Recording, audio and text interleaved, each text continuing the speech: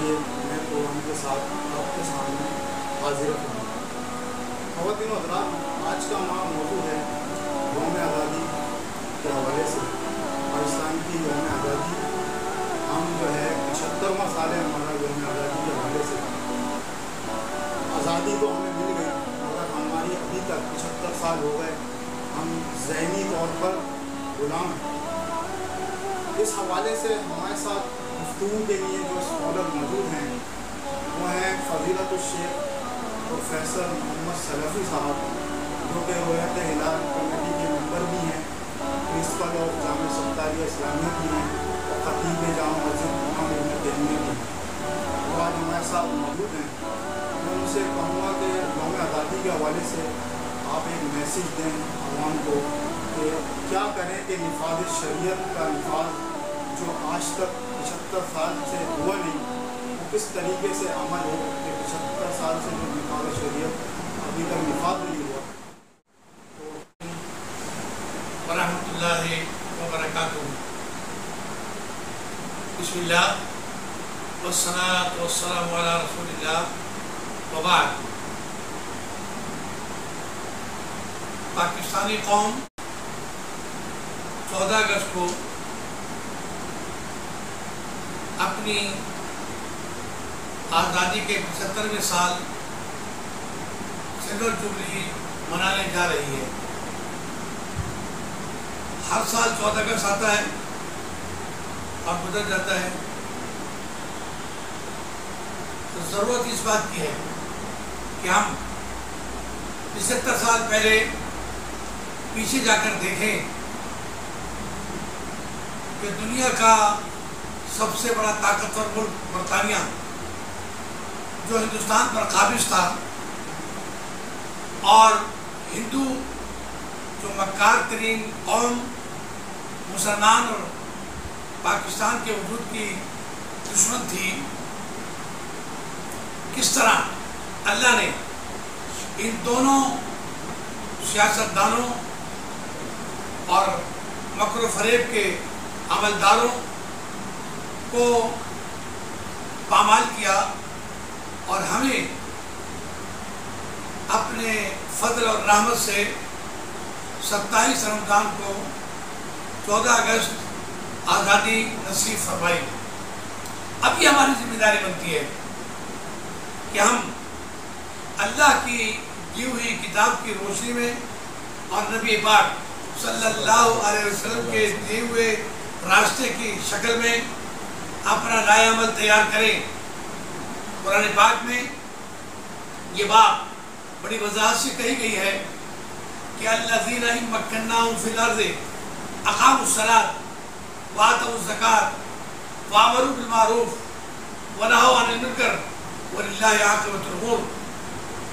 جن کو ہم زمین میں آزادی اور حکومت دیتے ہیں تو ان کی ذمہ داری بنتی ہے کہ وہ سارے ملک کو، سارے شہروں کو، سارے محلوں کو، سارے گھروں کو، تمام فردوں کو اللہ کی بندگی میں لگا دیں۔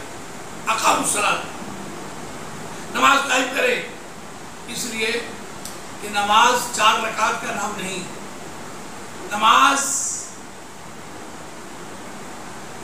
دن میں 5 مرتبہ فرض ہے، جبکہ روزہ سال میں 1 مہینے فرض ہے، اور زکوٰۃ صرف سال میں 1 ہی دفعہ فرض ہے، اور حج زندگی میں صرف 1 دفعہ فرض ہے، لیکن نماز 1 دن میں 5 دفعہ فرض ہے۔ اور یہ بات خود قرآن نے بتائی تھی کہ ان الصلاۃ کانت علی المؤمنین کتابا موقوتا، نماز تو اہل ایمان پر اس کے وقت میں فرض ہو گئی۔ تو ہمیں ٹائم کی پابندی کا سبق نماز نے دیا تھا، اور نماز ہم 1 کر 2 3 4 5 بلکہ ایک امام کے پیچھے سارے مسلمان اکٹھے ہو کر باجماعت نماز پڑھتے ہیں، تو ہمیں اجتماعیت کا سبق دیا گیا تھا۔ پھر ہم جب نماز کے لیے مسجد میں آتے ہیں تو ایک دوسرے کی پہچان کرتے ہیں، ملاقات کرتے ہیں، خیر خیریت کرتے ہیں، اور اگر کبھی کوئی نمازی نہ آئے یا تاخیر کرے یا بیمار ہو جائے تو ہمیں اس کی تقدو کرتے ہیں اور اس کی بیمار پرسی کرتے ہیں، اس کے گھر جاتے ہیں، اس کے علاج کرتے ہیں، اور اگر فقر و فاقہ یا بے مانی یا غربت کی وجہ سے اگر اس کو کوئی پریشانی لاحق ہوتی ہے تو سارے مسلمان مل کے اس کی مدد کرتے ہیں۔ تو نماز اصل میں ہمیں اللہ کی بندگی کے ساتھ ساتھ سوشل لائف، مل کے رہنا، ایک دوسرے کے حالات سے باخبر رہنا اور ایک دوسرے کی مدد کرنا، یہ سب ہمیں نماز سکھاتی ہے۔ اللہ فرما رہا ہے ہم جس قوم کو آزادی اور حکومت دیتے ہیں زمین میں تو ان کی سب سے پہلی ذمہ داری بنتی ہے کہ وہ نماز کو قائم کریں۔ اور یہ بات حدیث میں ہے کہ اللہ کے رسول صلی اللہ علیہ وسلم کی مسجد نبوی میں عشاء کی نماز کے بعد ایک عورت جھاڑو دینے، صفائی کرنے کے لیے روزانہ آتی تھی۔ کچھ عرصے تک نہیں آئی تو اللہ کے رسول نے پوچھا بھائی وہ صفائی والی عورت نہیں آ رہی؟ کہا جی اس کا تو 2 ہفتے پہلے انتقال ہو گیا۔ اور میں تم نے مجھے بتایا تھا کہ نہیں؟ کہا جی بوڑھی عورت تھی، انتقال ہو گیا، ہم نے دفنا دیا۔ کہا وہ اللہ کے گھر کی خدمت گار تھی، اس کا بڑا مرتبہ مقام تھا، قیامت کے دن مسجد کی صفائی ستھرائی ایک دن کا بھی اگر اٹھا کر باہر پھینک دیا تو میزان حسنات میں اٹھانا جائے گا کہ اسے نیکی کی تھی۔ اور میں بتاؤ اس کی قبر کہاں ہے؟ لے گئے، آپ نے قبرستان میں جا کر اس کی قبر پر نماز جنازہ ادا فرمائی اور اس کے لیے دعائیں مغفرت فرمائی۔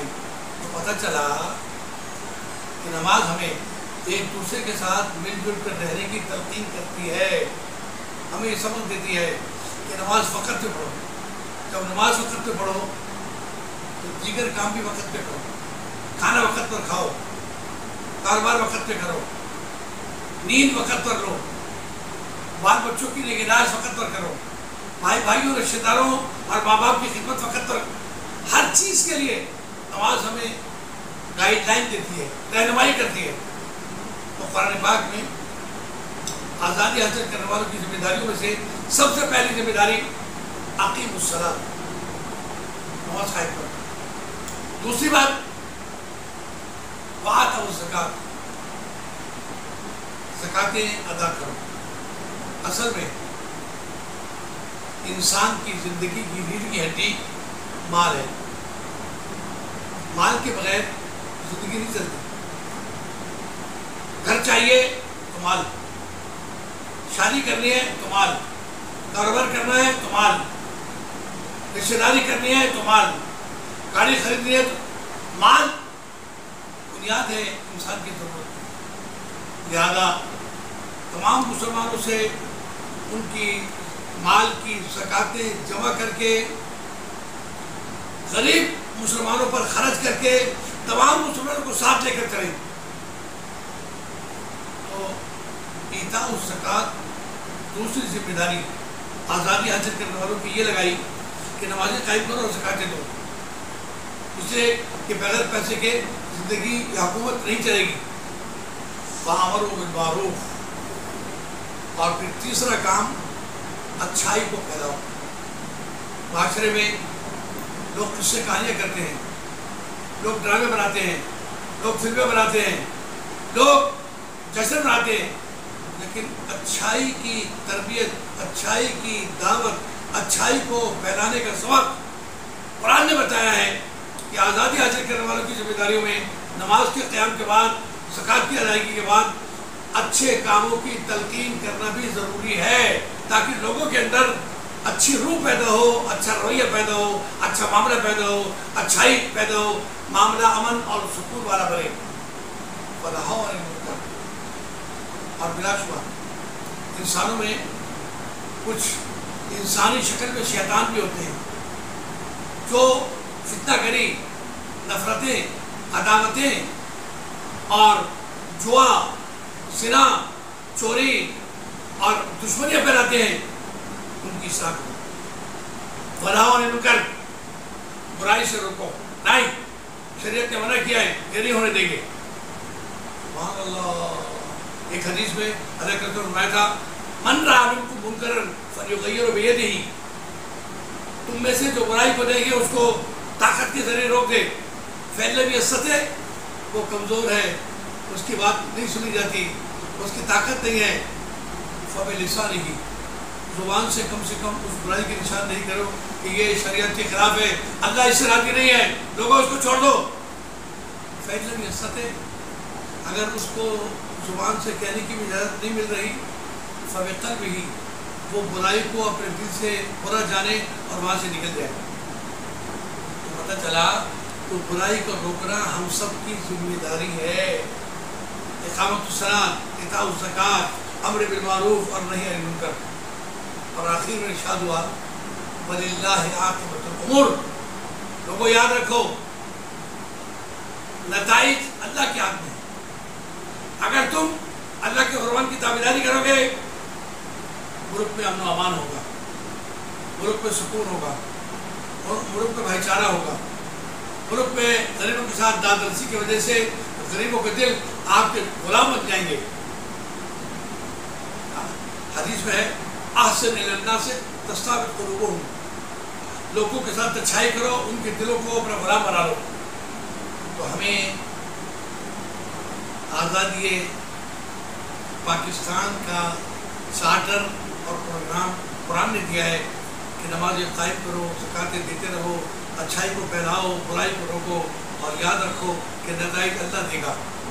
ہمیں چاہیے کہ قرآن کی ہدایت کے مطابق سارے پاکستانی نماز کی پابندی کریں، سارے مالدار زکوٰۃ پوری ادا کریں، اور سارے اہل علم اچھائی کو پروموٹ کریں، پھیلائیں، اور برائی کو روکنے میں اپنی صلاحیتیں استعمال کریں، اور اللہ سے اچھی امید رکھیں کہ انشاءاللہ ہمارا ملک ترقی کرے گا، ہماری قوم ترقی کرے گی، اور دنیا میں پاکستان کا نام سربلند ہوگا۔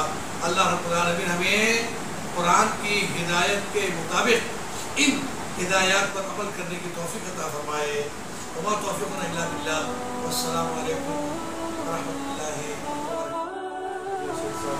ایک صاحب نے بڑے واضح انداز میں پاکستانی قوم کو ایک پیغام دیا کہ نماز اور ادائیگی زکوٰۃ کے ذریعے ہم نفاذ شریعت کا اہتمام کر سکتے ہیں۔ انشاءاللہ پھر میں ایک نئے موضوع کے ساتھ، نئے مہمان کے ساتھ آپ کے سامنے پھر حاضر ہوں گا۔